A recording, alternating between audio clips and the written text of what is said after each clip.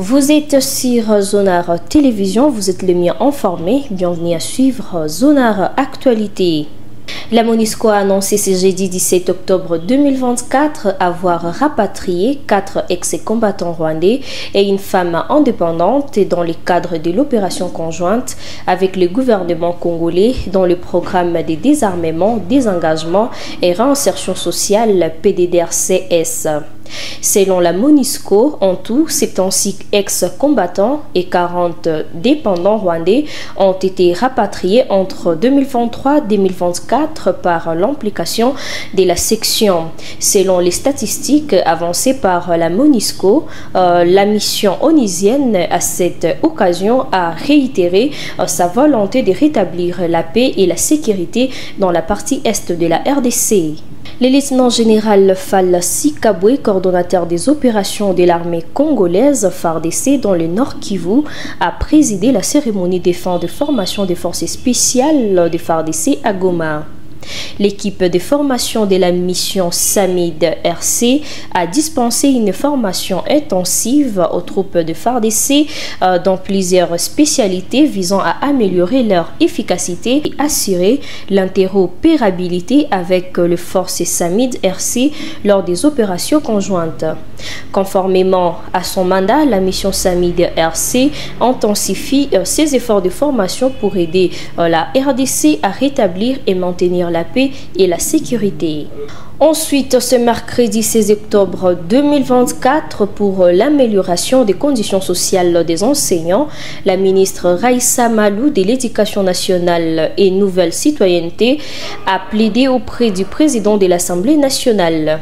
La confirmation a été à l'issue de l'audience que lui a accordé Vital Kamerhe, président de la Chambre basse du Parlement.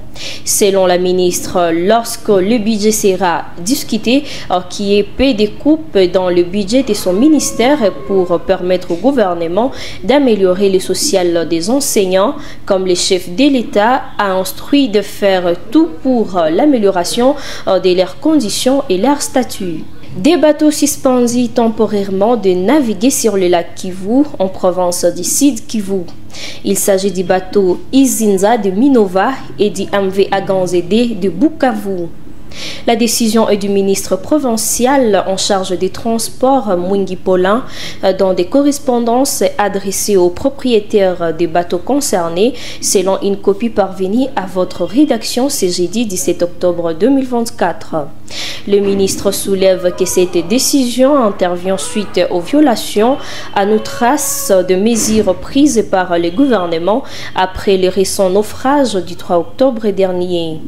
Rappelons que le MV Aganzé a une assurance de 21 personnes, mais va jusqu'à 100 personnes aussi. Son certificat est expiré depuis juillet 2023. Pour le bateau Izinza de Minova, ces bateaux présentent plusieurs irrégularités techniques qui risquent de compromettre le vie humaine. Et pour finir, la société civile continue de manifester son opposition pendant que les débats sur une éventuelle révision de la constitution congolaise s'accentuent.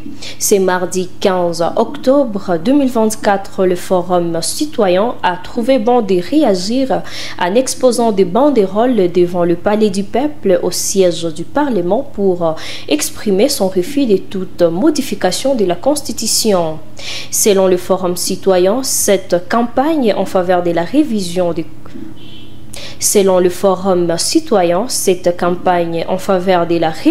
constitutionnelle est une manière de manœuvre politique voulant faciliter le président Félix Tshisekedi l'accent en troisième mandat alors que la borne de son deuxième mandat approche. Par ici s'achève cette édition de Zonar Actualité. Merci à vous tous et vous toutes de nous avoir regardés. On se fixe rendez-vous à la prochaine.